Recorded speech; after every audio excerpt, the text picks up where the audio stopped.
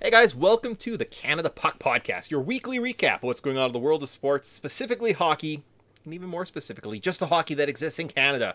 The most, I was going to say best nation in the world, but I didn't. I don't know why I stopped that. That's weird. I'm your co-host, Mick, and you can find me on Twitter at ProfitMick. And I'm joined every episode by my lovely and talented co-host, Grant, on Twitter at Fourth Line Sports.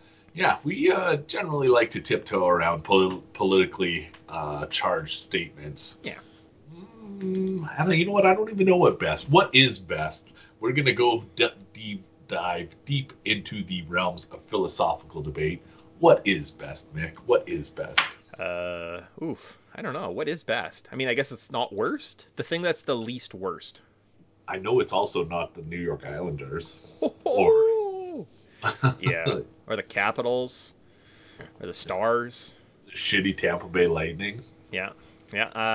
That's it. So week 2, last week we kind of came with you guys with the intro to, or I guess like the preview. We've now had 7 days of hockey action to talk about, so we're going to kind of do some recaps. Some seasons or some series look like they're on the brink of going kind of one way. Other ones still up in the air. So we'll kind of break down all of those, and that's it. So we're going to headlines. We're going to do some gambling advice. That's probably it. I think our show does slow down a little bit in the postseason here, so we can kind of focus on games at hand. So if I pull up the scores, there wasn't any other news or anything this last week. Have we talked about, I know we've talked about it, the Arizona Coyotes basically going to Salt Lake City. You know what we haven't talked about? I'm pretty sure we haven't. Utah, Salt Lake City. There's been some kind of rumblings, at least whoever this Ryan Smith dick is, he was talking a little bit about, we're going to borrow some colors from the Jazz, colors, Sure. Scenery, that sort of thing. What do you think a good team name is? I was thinking about this a little while ago. I spend a lot of time by myself these days. I was wondering, what if I was owning an NHL team, what would I call the Salt Lake City whoever? So I'm conflicted on this one, and I was on the record from years ago with the Vegas expansion that I like the club, the hockey club, right? It's very more modern, kind of has like a European soccer feel to it too, right? Just the Vegas Hockey Club. You call them the club. It's perfect. Goes with Vegas, goes with the nightlife. They went with the Knights. The Golden Knights, actually. I'm pretty sure they're just the Vegas Knights now, because they're like, we could probably get rid of that one stupid word. Just get rid of that color. Don't need that guy. So I don't know. Except now, I'm seeing people throw around because it's like up in the air. We're not sure what's going on. Are they a franchise or not? Just call it the Utah Hockey Club. And I'm like, no, fuck off. That's mine. I'm a hockey club man. You don't get to be that. And I was like, no, if Vegas is the Vegas Knights and the Seattle Kraken, they have to be like the Utah Grizzlies or something. Like, you got to give them a dumb name. Because you can't get something cool like the club, because we already wasted that opportunity several years ago. So it's gone. Unfortunately, we can't take the cool, just standard Utah Hockey Club. But this wasn't even me feeding into your ego. I had no idea this was a take of yours. But Vegas Hockey Club, hell yeah, that has a chime to it. I like it. Just Vegas Hockey Club, and then their nickname is the club. You want to go to the club? Well, the club's coming. The VHC. Oh man, yeah. Okay, every part of that was exceptional. I can't believe you haven't invested any of that energy into figuring out what would potentially be a good fit for Utah. I don't care about the nicknames, like the PWHL that they're doing, just the Toronto team and the Montreal team. For now, I think that's fine. Like, I don't know if we need the nicknames and the mascots, and maybe the kids, maybe the 5-year-old toddlers that are walking around, they like to see that they need that. But as a mature adult, I think we could probably get away with saying like, oh, the Toronto women's hockey team. Yeah, we could just call it that, the Toronto team. So I'm less of a traditionalist in that sense. But because we have to give them a name, Utah, I like the Miners. I'm sad that they can't do the Miners, because the matchup, the Saturday night affair that has the Predators versus the Miners, like, that just writes itself, right? Oh God, I hope the league blunders it like that. Oh, I didn't even think of Miners. That's great. Oh my God, Utah Miners. Here, I've got a pointed view on this too. Probably less emotionally invested than you are, but I will say this: they have to abandon this like state nomenclature, like the Arizona Coyotes or the Utah, whatever they end up being. If you've ever driven through Utah, you know that there's nothing there except Salt Lake City. Yep. So just call them the Salt Lake City, whatever you want to. I thought there was kind of like, I was trying to go modern with this. I didn't go as modern as you, but like the Salt Lake City Icemen, like Icemen versus Predators, or like Icemen versus Kraken. I don't know. And then you can kind of borrow Utah Jazz colors, because I know that's what they're intending to do. Gold, blue, whatever. I mean, you could just like really clean it up. And one of the nicknames that I've always really liked and always thought was one of the expansion teams of the WHL from where I grew up, the Kootenay Ice, right? Just Ice. That's a really cool name, right? Just call yourself the Salt Lake City Ice. That works. Oh. That's nice. That's clean, right? If you want to do something just a little bit, just there you go, done. That like, I really enjoy that. I think that's a pretty solid. You can have a Yeti as your mascot. People love Yetis. I'm glad we workshopped this, because that's 100%. As soon as you dropped them in, I was like, yep, the Salt Lake City Ice. That's 100% what this team should be called. The Salt Lake Slice. There you go. That could be their that could be their mascot's nickname, Slice. And he's got blades on his feet. Oh, no, he's got blades on his hands. Blades on his hands. He goes on all fours on the ice. Yeah, perfect. Oh God. All right. Damn. Well, did we put this on the internet for free? I know. I was just going to say, here we are, Utah, Ryan Smith. He could have had 2 non-Mormons to inject some new life into his community, but instead, Utah's going to be walking around with the exact same looking derivative of the exact same looking people for centuries to come. The one I do like is the Salt Lake. So SL and then Utah is UT. So just call them the Sluts. The sluts, slutas. Sluts. The Salt Lake City Utahs. What? I always call herself the Sluts. Oh, okay. Okay. Oh. Which is like, yeah, if there's the soakers, the slut soakers. We're doing nice work today. We're having productive. This is good. Yeah. I guess a couple hours like later, like normally we're like at 10 a.m. or like at noon. Probably woken up a little bit, breakfast digest. Oh boy, we're killing it. So, hockey. Cool. Anything else? Any other thing? I think the draft lottery's been announced as the 7th. So a couple weeks away. So maybe we'll talk about that more in the week or two to come. But I think that's like the only other news I have on the top of my brain that isn't series related. Really just an opportunity to shit on the Ottawa Senators again for blundering their season. Yeah, and watching the league just give probably Utah. Arizona's probably winning the draft lottery, so that's pretty fun. That's pretty exciting. First overall pick, yay. Series, like Grant alluded to, a series that doesn't deserve a lot of attention, doesn't require a lot of attention. I don't know if we need to talk about it. We'll start off with the game that's starting actually right now, as we're speaking. Hurricanes at the Islanders. Hurricanes are up 3-0. Games have been pretty one-sided outside of a late, what was it, game 2 or 3, where the Hurricanes had a bit of a triumphant return, took the game late, and are now pushing the Islanders to the brink. I thought this was going to be a little closer than it was. Maybe that's discounting how close this series has been, because the Islanders shot themselves in the foot in game 2, I believe. Mm-hmm. They blew that third period lead. And then they got the better of the Canes in game 3, first game back at UBS Arena. So maybe this isn't as one-sided as the series line implies. But at this point, it seems like it's just a formality that the Islanders season comes to an end. I don't want to toot my own horn, but I did want to say this because I said it last week. Home ice advantage, it means so much, especially in the playoffs. I shouldn't say that. We're going to talk about how it doesn't matter in a couple of minutes here. But in this series, it just feels like this turned the tide for the Hurricanes, fully intended. And if the Islanders were playing with the benefit of home ice through the first 2 games, maybe we'd be having a different conversation. For sure, certainly. And I think I saw something at least the other night where Sorokin, their Vezina winning goalie, was pulled in favor of their backup. So was that Samsonov? No, not Samsonov. Varlamov. Is that who the other goalie is? Simeon Varlamov, yeah. I believe so. Yeah. So a little bit of a controversy. I don't know. Kind of. Hurricane's pretty good. And so the Kings they're better than you on both ends of the ice, and we talk about it every fucking year. How they just they're good. They're just very good at what they do. They play with structure. They play with speed. They play with defensive responsibility.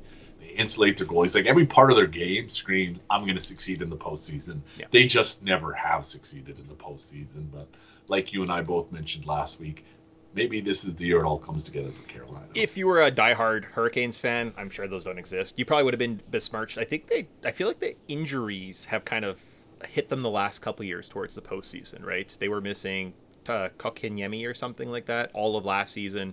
I think they're healthy at this point, right? With kind of like a Jake Gunsel coming in on a mission looking for a contract. I don't know, sky's the limit. So we'll see how they match up, or who they match up again rather in the second round. But yeah, I'm gonna temper my hopes because they do have some outstanding futures riding on the Hurricanes. So all right. Awesome. From there, we'll go to the series that's happening at 3, so a couple hours from now. Other sweep, we've got the dynasty, the dying dynasty there in Tampa Bay, that poor swamp that their arena's next to. And then there's that other swampy arena that the Panthers arena is across from. So these two swamp dogs just killing it, fighting it out down there in Florida. I'm sure lots of people care. It's probably ticking a lot of meters. I think there's a Miami Heat game against the Celtics. They're playing, so a lot of attention probably in hockey in Florida. That's why we should definitely have more teams there. Cool. It'll be can't wait for the Jacksonville not Jaguars to show up when the Salt Lake City franchise doesn't pan out. Yeah. But I wish that actually, you know what? I don't wish anything because I really don't care about Florida hockey. But I wasn't expecting the Panthers to be this decisive in their victories. It's kind of crazy. They used home ice to their advantage in games 1 and 2. Even on the road, they still managed to outplay the Lightning, or at least outchance the Lightning. So I'm just wondering, do they do it again? Is Florida poised for a second run? You have to think no. I mean, the way that I've seen, I've only watched this game through highlights on Twitters. So the way that Bobrovsky's playing, the timely saves he's making, the $10 million saves that they're getting from their goalie, and he's outdueling multiple time Stanley Cup champion Vasilevsky. I mean, the path seems set. I think the rest of the bracket, after you get through the Lightning, if you can sweep them, the other series, I think, is probably going to go 6-7 games at this point, right? It's going to be close, and those two teams aren't looking great. So, yeah, I mean, the Panthers, you should be eyeing up. Well, don't look too far ahead. That'll cut you, your kind of dick off in the door, right? But yeah, I mean, Hurricanes, Panthers are seeing kind of the cream top of the East right now. So, did you see Bobrovsky's save where he came flying around with his arm? My God, if that's not the definition of puck luck, and then they go down and score right away afterwards, that is you have maximized your puck luck. Yep. There's no other way to say, you know what, you've got however many square feet of net to shoot at, and somehow I just, with my face this way, reached behind my back and got it with my elbow. Yeah, I don't know. That's one of those games. As a fan, you look at it and you're just you're 9 times out of 10, that's not happening again, right? So we're probably scoring, we're up, right? That's the advantage. It's very unlikely that save happens and then they score on us. So a little bit luck based. I don't think the Lightning are going to be an easy out though, right? So if you have a sweep, this might be a 5 or 6er. Right, I think trying to kill the Lightning, they are probably closer to the Michael Myers at this point. That old zombie, you think he's dead, he's down, and all of a sudden he's doing the Undertaker sit up in the middle of the ring, and you're like, oh my god. So we'll be interested to see if they can put it away. It'll probably be, I mean, the Bruins were up 3-0 against the Panthers, and they lost last year, so there's precedent, right? Nothing set in stone. That was the full circle moment I was hoping we would get to. I was like, is this just setting the Panthers up for dramatic irony?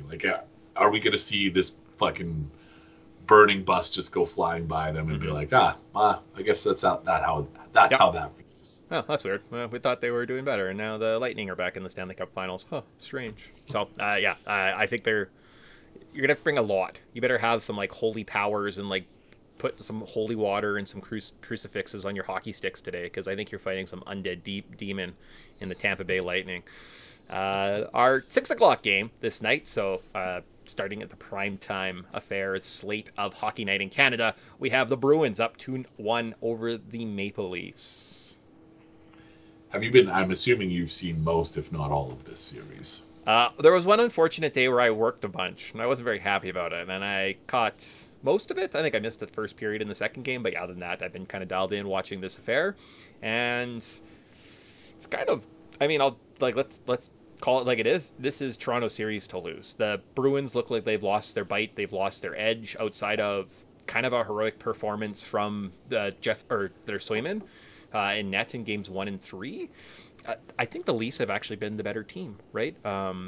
It's a couple untimely saves. It's not as egregious as it was in the past, but like I don't think this series is dead and buried by any means. And we'll see if a little bit more of a healthy Maple Leafs, right? I believe William Nylander's playing again after his kind of mystery absence from the first 3 games. And I don't know if the Bruins are going to be able to handle that. Like, what are they going to do when 3 lines are rolling at them continuously throughout the game, plus the physicality that they're getting from their 4th checking line? Interesting to see. I think it's still young, and when you get a almost 100-point scorer in William Nylander back in your lineup, like that has to favor the Leafs. So, I would like to agree with you, but the Leafs I shouldn't say the Leafs keep making mistakes. Both teams keep making mistakes, but Boston is just better at capitalizing on those mistakes. Certainly. And you keep so the knock on the Leafs years ago was, okay, they're just young, they need experience. But here we are fucking 7 years into this experiment later, and how much experience do they need before it's like, okay, stop fucking making these same mistakes because they continue to cost you. Yes. And that's where maybe it's execution. Is execution a thing? If it boils down to execution, right now, that's why Boston is winning. I'm not saying that that's why they're going to win the series, but the Leafs have to get better at capitalizing on the opportunities because they are decisively outplaying them on both ends of the ice, and that is the Bruins. It's just, Swayman's getting hot and making big saves, or they're missing the shots that they need to make, and next thing you know, it's the Bruins are somehow already down the ice and capitalizing on their opportunities. Well, but even like the goals they're scoring, like the winning goals in the last couple of games are like Trent Frederick lazily down the wing and throws a wrister on net and beats Samsonov. And I'm like, well, that was a stupid goal. Like that's the goal you let in, not the he makes the dynamite save on Pasternak on the power play 2 minutes before that, and I'm like, but what happened there, right? So it is that. Yeah, just the kind of bad bounces there, too. Austin Matthews has been dealing with an injury at least last game, too, right? So even after his dynamite performance in game 2, he took a bit of a step back. You noticed it on the ice. He wasn't as effective. Mitch Marner looks like he's dealing with something from his high ankle sprain. He's not being as physical. And then with Nylander missing those games, right? So your top 3 guys are hurt, injured, and I still think you're in the series. Let's see what health happens, right? If Matthews can't recover or Nylander is limited tonight, right? Like all of a sudden he's out on the ice and whatever he's been dealing with kind of crops back up and he's now missing some time. Yeah, sure. And this is just the season that they weren't healthy. I don't know. Yeah, I'm not ready to press the panic button yet because Toronto has been skating, outplaying. They beat the piss. They beat the piss out of them last game. There was a sequence towards the end of the second period where Joel Edmondson just lays out David Pasternak. Like he embarrassed him on the ice. Puck goes into the neutral zone, and Ryan Reeves killed their center. That loser Coyle just leveled Charlie Coyle. I don't remember the last time I was sitting on a couch watching some hockey hits and I had goosebumps. And I was sitting there and I was just buzzing. Absolutely incredible. Now, from that, there was a frozen puck, minute left. Boston came back and absolutely just obliterated the Leafs. They kept the pressure on them the rest of the period. So Boston is there, but yeah, they have that kind of zombie Michael Myers-ness to them, especially at the end of the periods, right? Which is just the one of the weaknesses of the Toronto Maple Leafs. Fair. Ryan Reeves, you talked about it. So it was the first goal of the series. It was Leafs were just dictating pace in the offensive zone. I think it might have been Ed Bunsen, actually. He steps in to make a pinch. Reeves, rather than playing back, he steps in to make a pinch, and that's when the Bruins went on this odd man rush. I was like, fuck, why is this guy getting any ice time? And then, minutes later, this guy just makes big hit after big hit after big hit, and then he's getting, a shitload more time than he thought he would in crunch time. In the waning moments, in third period alone, the entirety of the third period, we've seen more Ryan Reeves than we have probably in the entire regular season. Yeah. And it's because he's turning the tide for, he's like, I don't want to say leveling, punishing hits, but like that's kind of it's kind of what he's doing. Like he's just this bruising presence that is disrupting the Bruins, and here we are looking at Ryan Reeves like a potential X factor in the series, which is crazy to me. Oh, and I'll say this first year of Treliving, right, with the Domi, the grit, the grease that he's bringing, the Bertuzzis, the Reeves, we're seeing already like the Edmondson. This is a different Leafs team than we saw in the past, and if they lose, I'm more optimistic going forward with just the adjustments that they can make and how they're going to kind of build, and how looks like Treliving kind of knows how to a bit more of a heavy style of hockey than say previous GMs have brought, right? So I don't know, win or lose, I don't think this is the most negative we have to be on the Toronto Maple Leafs, right? So changes will come, and I think with at least the management, maybe we'll kind of get going forward, right? So we'll see. I think we'll be talking about them next week. I think Game 7 is next Saturday. I wouldn't be surprised if we have a big fat Maple Leaf Boston game next Saturday. So okay, so this begs the question. We're just going to rip this Band-Aid off now. How is it just coincidentally that the Leafs are the only team playing on Saturday? Like, the NHL has tailored this schedule to make sure that the Maple Leafs are playing on Saturday, and that's it. You've got 3 other Western Canadian teams that are very well suited for a late window, and the NHL's like, nah. Wow. I hate it. Yeah, I mean, right now it's not about Canadian teams. They don't really care so much about the market. You've got Boston, right? Tonight on the first slate, and then you get Dallas versus Vegas, right? You're kind of your premium, almost powerhouse franchises. So I think that's what they were going for, is they wanted that nice slate of like Boston, Vegas, or something like that, the kind of bigger markets. And I imagine that's why it's kind of balanced this. Why the Rangers aren't playing tonight, but they're probably like prime time tomorrow, maybe?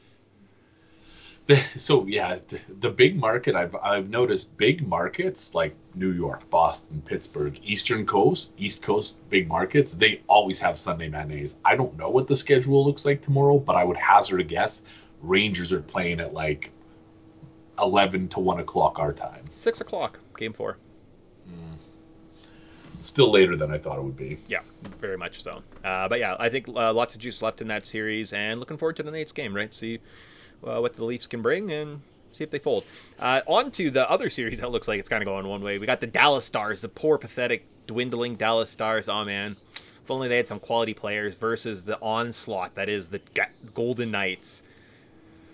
Should we set a timer on how long we can shit on Mark Stone, or are we just going to let this ride? At the 25-minute mark, we're talking. So you have 2 minutes. All right.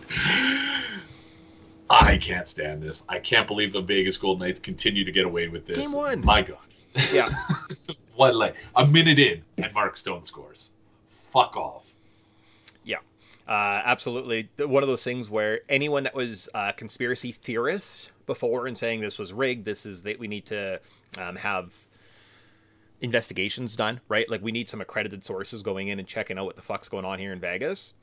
I don't know if those accredited sources ever existed, because anyone that was trying to justify the NHL at any point, Mark Stone coming onto the ice, Game 1, and scoring, like a minute into the game with an assist from Noah Hannafin, because he somehow skirted the cap somehow. Like, it's absolutely just mind-boggling.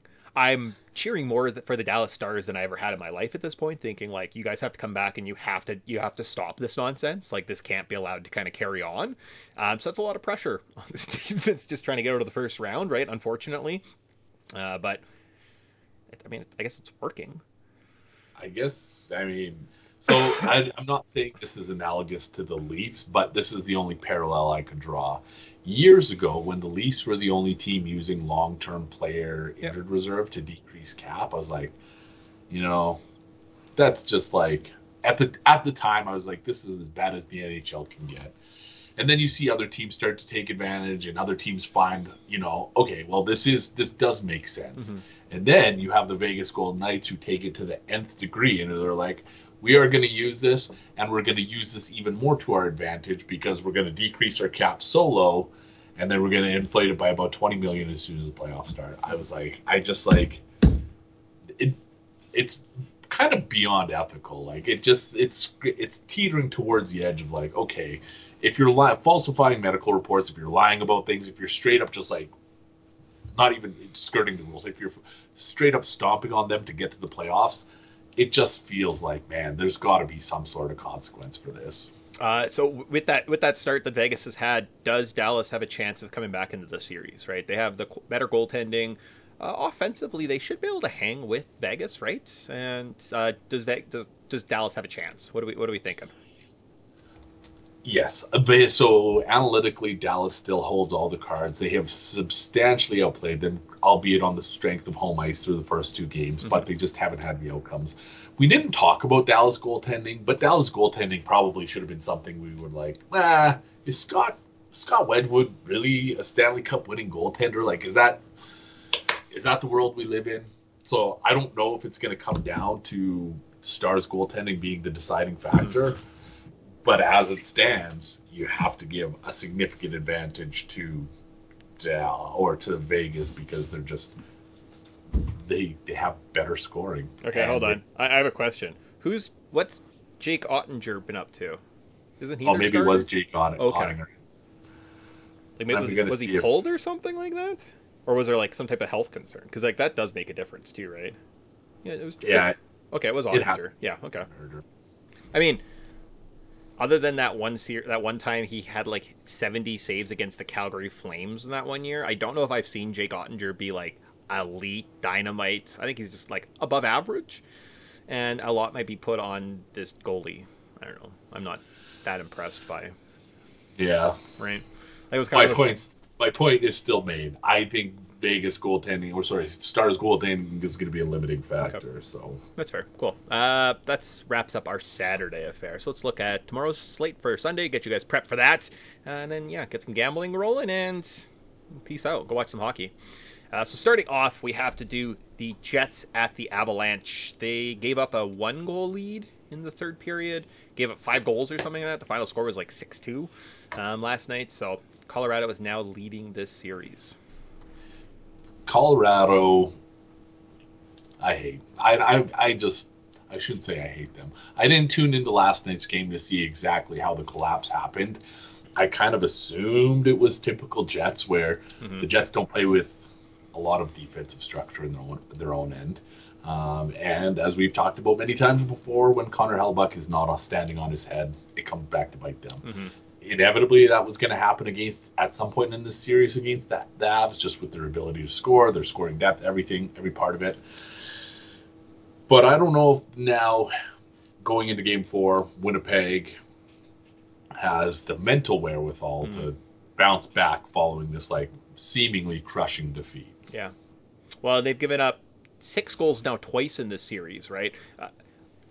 There could be empty net goals. There could be 5 empty net goals from last night, for all I know, right? So I'm not going to throw shade just at Hellebuyck, right? But that's a significant number that Colorado's offense has been able to get to, and trying to keep up with them and break down this kind of Avalanche team that probably not the biggest fans of is now unfortunately their task, right? So can they slow them down a little bit tomorrow afternoon?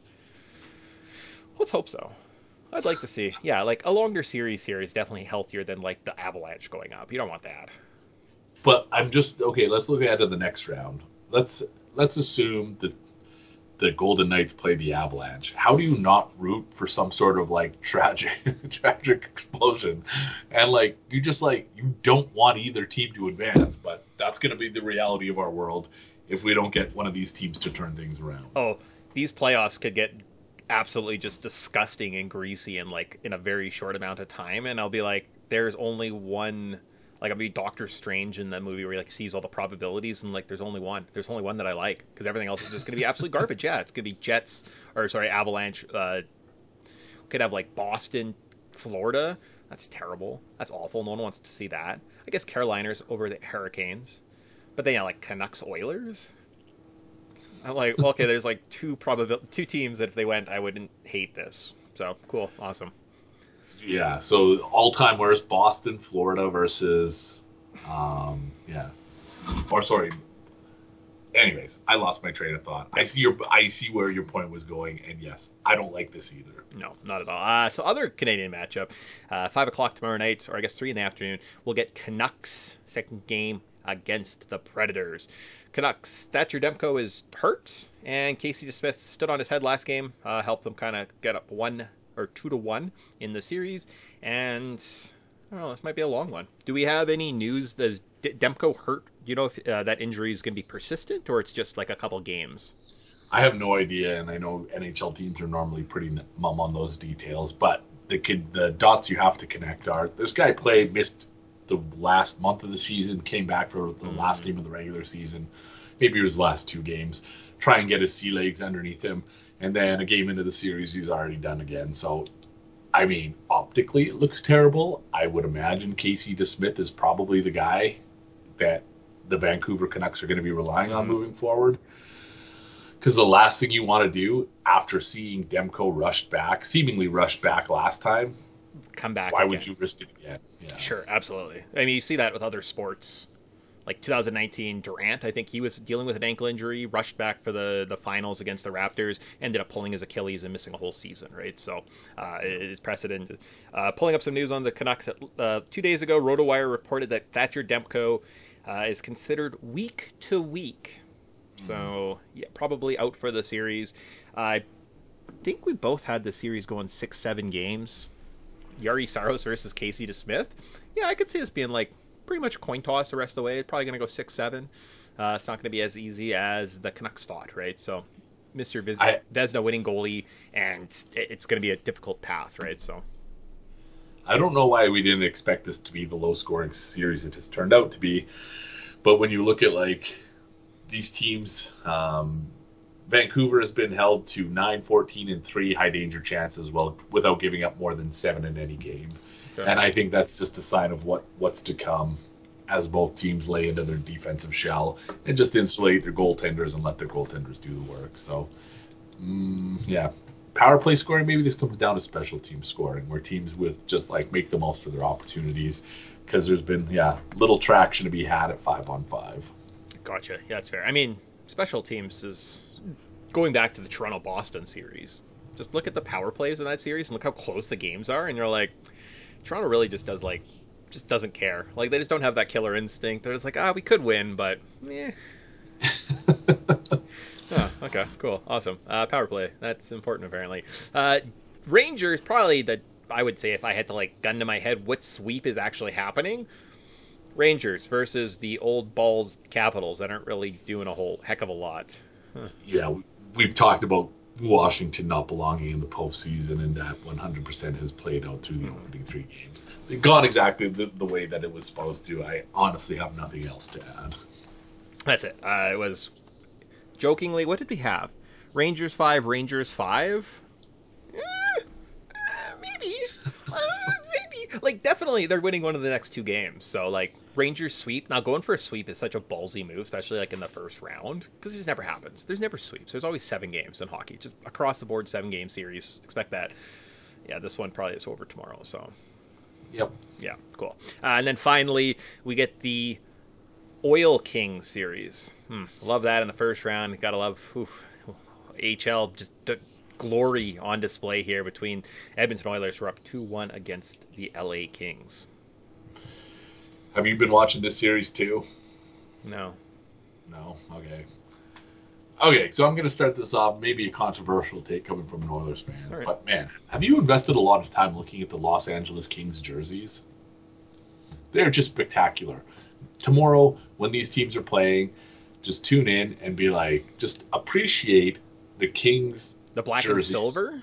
Yeah, or even the white and silver. All of them are good. And there's like this like glossy shimmer to like the Kings logo now with their like, and it's the retro like early 90s one. Oh, yeah. It's every part of it. I'm like, damn, these look good. I've never had an affinity for the Kings. They've never done anything for me. I mean, I can respect maybe Anze Kopitar, right? Big, strong defensive, one of the better two-way forwards to ever play the game. Cool, awesome. But other than that, but when they went to the finals, I always got drawn in. Like, you'd walk into Jersey City and they'd had, say, all the black Kings shirts, and I was like, man, that's sharp looking, that's smart. And you see somebody wearing it in the mall, and I'm like, I know you're just a bandwagon fan, but like, that is a very nice jersey that you have there. So I can appreciate that they do have that allure, and I can see how people get sucked into that, right? And then black, throw a little bit of purple on there, man, that's good. It is good, and I felt, anyways. I didn't feel guilty saying this out loud, but I was like, damn, I would, if I was a hockey jersey collector, this would probably be one of the first ones I went out and bought. Nice. But I've got enough crutches already. I don't need to add hockey jerseys to it. Anyways, pageantry notwithstanding, this has been, like the Leaf series, pretty one-sided, albeit with the Oilers having the advantage of being able to execute.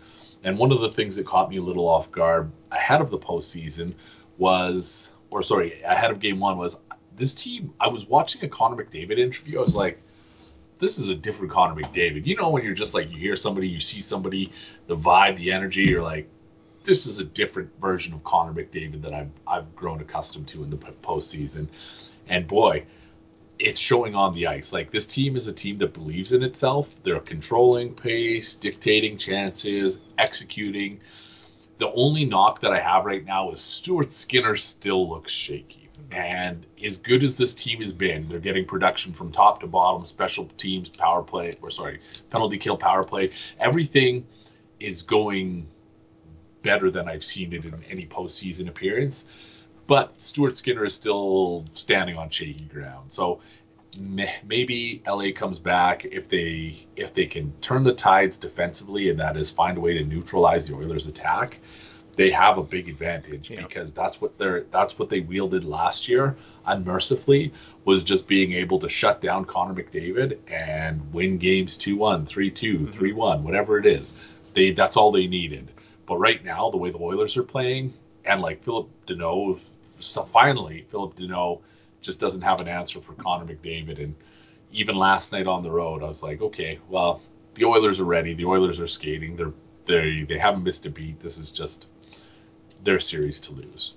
Yeah, that would be my input on this. Would be, I feel like the Oilers are kind of in the driver's seat, right? They've had their numbers the last couple years, right? In the first round, and it would be monumental, or I think something bad would have to happen, right? Like one of those significant kind of injuries that changes the series for me to think the Kings have a legitimate chance, right? So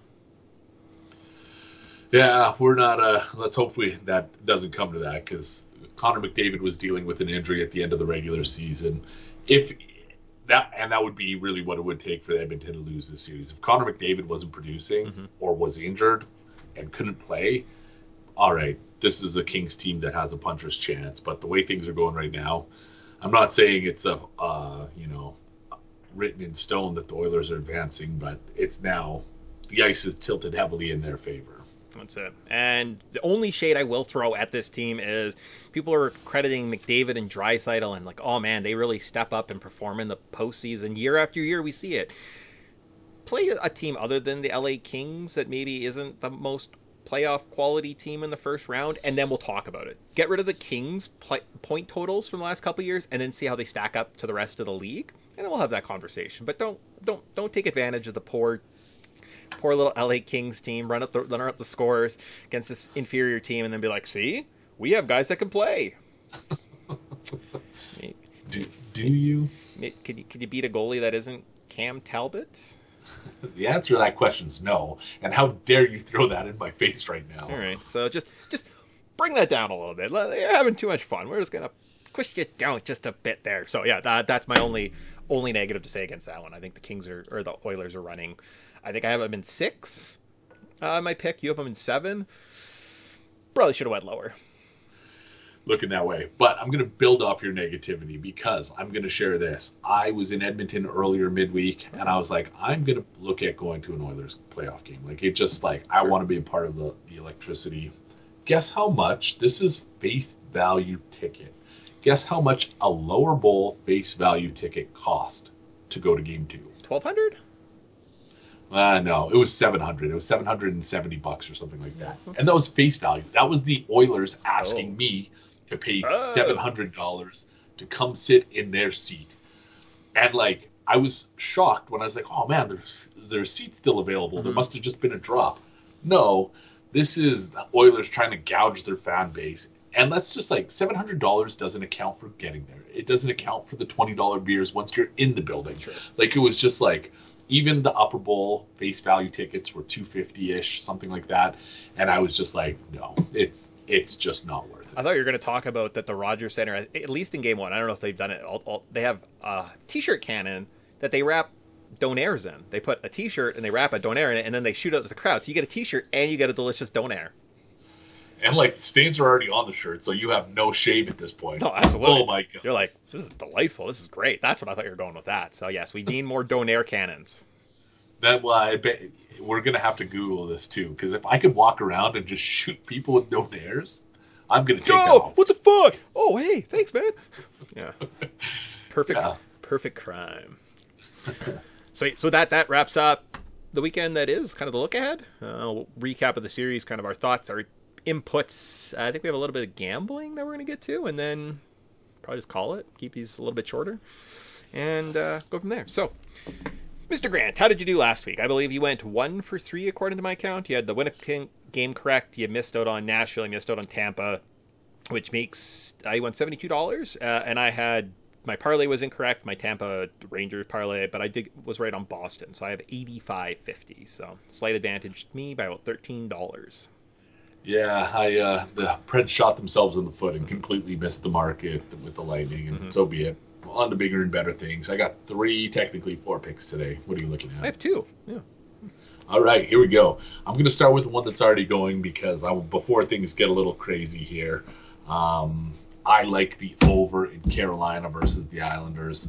There's just this tendency, this reckless abandon teams tend to play with when their backs are against the wall. It hasn't played out that way yet, and I'm definitely on the wrong side of this line value-wise. Mm-hmm. But when I was looking at it, it was over 5.5 plus 100. Looks like we're partway through, most of the way through the first, and there's only 1 goal, so it's shot up to plus 146. It just moved to 154. Nevertheless, I am still playing over 5.5 at plus 100, $30 to win $30 more. 60. Sick. Awesome. Cool. For myself, I'm going to start with a parlay. I hit a pretty good parlay. It was like 3-team last night, $10. Looked at my bank, my gambling account. I was up like another, I was like, all right, good for me. Awesome. Good. So I'm going to go with, I think the opposite. I believe these are tomorrow's games. Let's just confirm that. Oh, sorry. Late night today. I do think the Dallas Stars are going to come back and make this a series. I don't think it's just going to be a landslide. They are a good quality team. They faced adversity. They got the best of them in the first couple games, but I think that kind of will turn around in Vegas tonight. I like the Dallas Stars. I'm going to parlay them with the Nashville Predators winning tomorrow. So I think they're going to even up the series. And at home, I think we're going to go back to Vancouver 2-2. So I'm going to take those 2. That's plus 248. And I'm going to put $50 on that to win 120. I dig it. I don't want to tempt the universe with any kind of bad Dallas Stars mojo. But I really need the Dallas Stars to pull through for not just me, for us. I think the hockey world, right? And that's kind of what I'm looking at. I'm like, what would be the best interest of the NHL? And not saying that this league is rigged or anything, but I mean, the calls at some of these games, oh my gosh. Like, I'm watching these hockey games trying to be objective, and I'm like, it clearly looks like the league is cheating for this team. I've seen it countless times. You've seen it countless times. You're like, wow, that's almost like somebody told someone to do something. Mm-hmm. I think 7 games make more money. So I like Dallas coming back. You went, now it's my go, or do you have a second play? I got a second play here. Okay, we got distracted by talking. Damn us. Toronto Maple Leafs. I was kicking around the can and being like, you know what, maybe this game goes to overtime. But the sheer dominance of the Leafs was enough to tilt me away from an overtime wager, thinking that this is just Toronto's game to lose. You mentioned earlier, I am validating those thoughts, those feelings. Leafs should be much further ahead than the minus 126 that they are. So I'm betting Toronto to win $30 to win $23.81. $23.81. Awesome. Yeah, for myself, it's a bad sign. I'm sorry, Toronto Maple Leafs. I don't know why I did this to you, buddy. I'm putting $50 on the Toronto Maple Leafs. Wow. I don't know. I feel like the 3-1 deficit seems like it is, again, the Leafs have been a better team outside of a couple bounces here or there, right? We've seen it. And I mean, the endings are even close, right? Had it not been for a delayed penalty, right? little things. I don't want to get into semantics. I'm confident. I think the Leafs are going to come back. They're going to make this a series. So, yeah, $50 on the Leafs. It pains me to do it. I don't know if I've ever actually put money on the Leafs, so... Yeah, this is different. It's a different feeling for me, too. Yeah. I guess we'll see how it all plays out. Okay, I got technically 2 more picks, but you probably know what the third one or the last one is. So, third pick, Dallas at Vegas. It's shootout Saturday. There's got to be a shootout game on Saturday. I'm not convinced it's going to be one of the early ones. I've talked myself out of the Leafs, and that kind of whittled me down to Vegas, Dallas. Mm-hmm. And when I was thinking about it logically, too, I was like, this kind of makes sense. It's been one of the more tight checking series. Dallas isn't going to be playing with, like... They're going to be playing a more defensively responsible game. First game on the road, playing in Vegas, not letting Vegas do whatever they need to do. So I imagine they tighten up their defensive shell. At the same time, they haven't been able to crack the Knights. So I'm just defensively, this is shaping up to be a bit of a struggle. I'm expecting it to go to overtime. $30 plus $340 to win 102. And then if you parlay all 10 of those together, works out. Or sorry, if you parlay all 3 of those together with my remaining $10, it works out to be about $144 payout. 144. Awesome. Sweet. And that's 3 parlay. Okay, well, good luck to you, my man.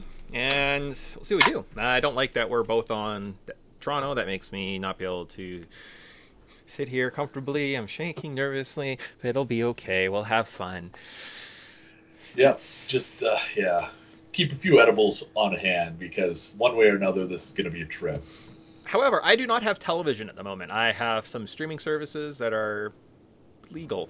And I don't actually have, there's like a bit of a delay on one of my services that I pay for.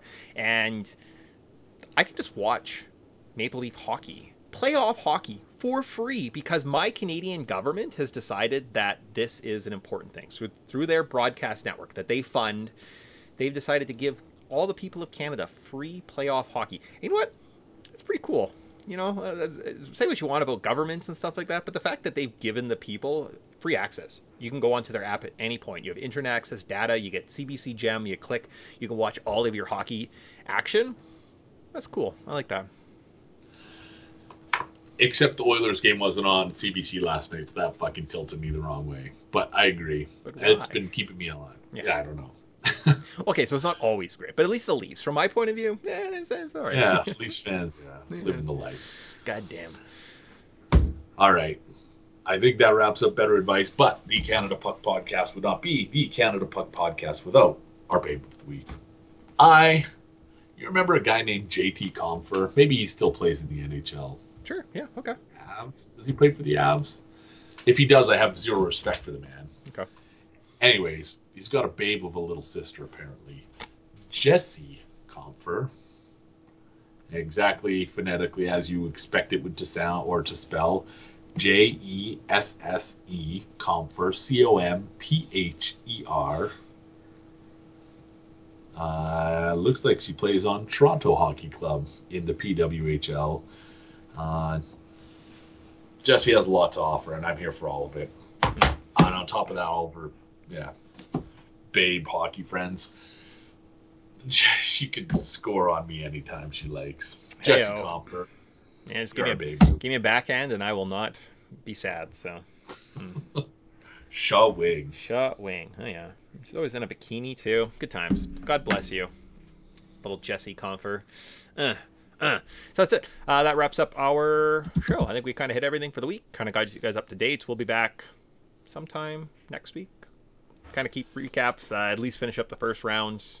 Maybe push. Unless every team gets eliminated, and sometimes we just give up on ourselves. So if in the world that exists where every Canadian team's eliminated before next Saturday, this might be it. That's it. Yeah, there's a very strong chance that there's a slim chance. There's a probability in the world that exists, right? So in that case, yeah, we'll see you guys. Have a good summer. Peace. See you in the fall. But otherwise, maybe we'll see you next week. I don't know. We'll see. We'll see. With that, I think we say party on, Grant. Party on, Mick. We will see everybody next week.